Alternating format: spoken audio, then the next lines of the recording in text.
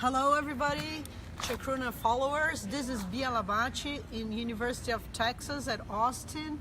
I'm here with my dear friend and colleague Ian Benouis. We are here in Texas. Let's check out where we are. Give a little scoop around and help everybody join our live streaming. Follow us today for another exciting conversation on our Facebook channel. So Ian, thanks for agreeing to doing this with me, and it's nice to be here with you in Austin again. Yeah, it's 2 years ago, I think. It's good to be back with you. Yeah, we are in the Students for Sensible Drug Policy Conference, and Ian is going to be talking on a panel, and I'm also going to present tomorrow. But we want to give a heads up of the conversations we're going to have here. So, you know, this is a large audience. Perhaps you could just start by sharing a little bit about you and your story. Sure. So I grew up in Hawaii in basically in the 70s, and then went to West Point, joined the military. I was a Black Hawk helicopter pilot and participated in Operation Just Cause in the Republic of Panama, which was the biggest U.S. military operation in the drug war. And then I got out and reintegrated back into society, but that pathway took me through Pfizer, where I was a pharmaceutical rep, and saw the first-hand impact, both negative and positive, of these pharmaceuticals. And then basically I did a bunch of work on myself using these plant medicines, raised a family, and then a couple years ago met veterans. That really started my second round of healing, and as I was doing my healing, I realized how these medicines could help other veterans, and that's what I've been trying to do since then. Yeah, well, that's a really incredible life story, and it's a real privilege to hear firsthand. I just wonder, why did you join the military in the first place? Well, for me, the idea of serving my country, to serve my fellow people, seemed something that was very attractive to me. And then, of course, opportunity to work on myself, to gain new skills, to gain new opportunities. Going through that whole military option just seemed like a great place to learn leadership and self-discipline. And so, yeah. And what can you tell us about your times in the military? I mean, did you experience a lot of hard stuff? How was it to drive a helicopter and be in this role? Sure. Well, flying was unique in that, most of the time when you're not in war, you're not thinking about dying when you're doing your job in the military. But as a helicopter pilot, that was a daily reality, and people would die, in training regularly from crashing their aircraft. And so, I'll tell you what, flying a helicopter was less like being a pilot of an aircraft and more being like a hemisphere of a two-brained creature that flew around at night with extrasensory perception operated by different people. Because to really fly that helicopter right where you're flying 150 miles an hour at night on the tops of the trees, you really did have to kind of get into the avatar mindset to pull it off. But as far as doing that job and then seeing on the ground what it did politically, I saw that there was a big divergence between the quality and character of the military forces and then what they were politically being used for. And you were not politically identified with your job. No, definitely not. So I mean, you could just see the reality of it's not whatever these high-level goals that are being promoted politically, the military wasn't the best tool or wasn't being used right to achieve those goals. And really, Panama was an opportunity to test out a bunch of new military equipment. It was the largest special forces operation in U.S. history. So it brought on a bunch of new toys. You're part of a testing project. Exactly. So. And can you explain to us a little bit? And let's remind that we're a site that talks about psychedelics, but not everybody necessarily knows about this issue. So can you just tell us what is PTSD? Sure. PTSD is post-traumatic stress disorder. And of course, people that serve in war and U.S. veterans, I think you rate about 1 out of 5, acquire it from participation in war. But of course, it's not just from war trauma; it's from any kind of trauma. And especially, what's been shown with the military is that people who have childhood trauma are far more likely to get PTSD from war because they either had trauma themselves and they don't have the support system, a good solid support system when they come back to be able to reintegrate. So. And did you experience PTSD yourself? I've experienced PTSD, and I experienced symptoms of PTSD, but not personally from war, but from other kinds of trauma, from sexual trauma and car accidents, and but the psychedelics, of course, have helped tremendously with that. How? Let's talk about that. How?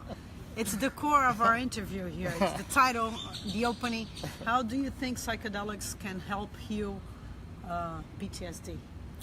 Well, I think what the psychedelics can do is that these are all in a way forms of exposure therapy. You are going back and re-experiencing what happened or what you remember what happened, but it's in a situation where, assuming it's a safe container, that your fear is down-regulated, your judgment, your ego is down-regulated, and then you have that opportunity to revisit those experiences, see them in a different perspective, see them in a different light, recontextualize them into your own personal story, which is really your own identity, and then basically get okay with that.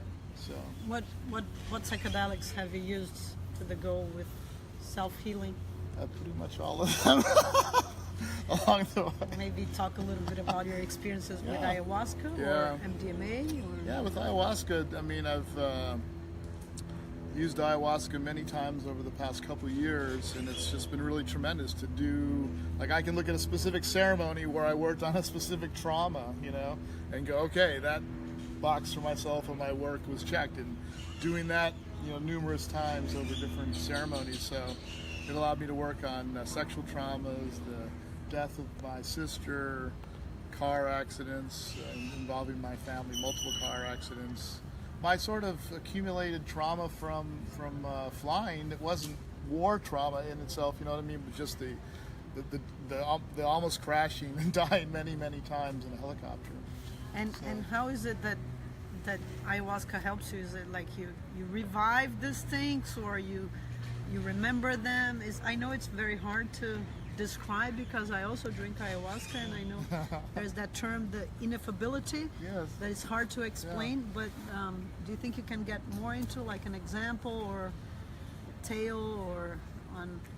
Wow. How? So I was trying to think more on the flying trauma. Well, I just know, like, outside of the medicine, trying to go and back and think about those things.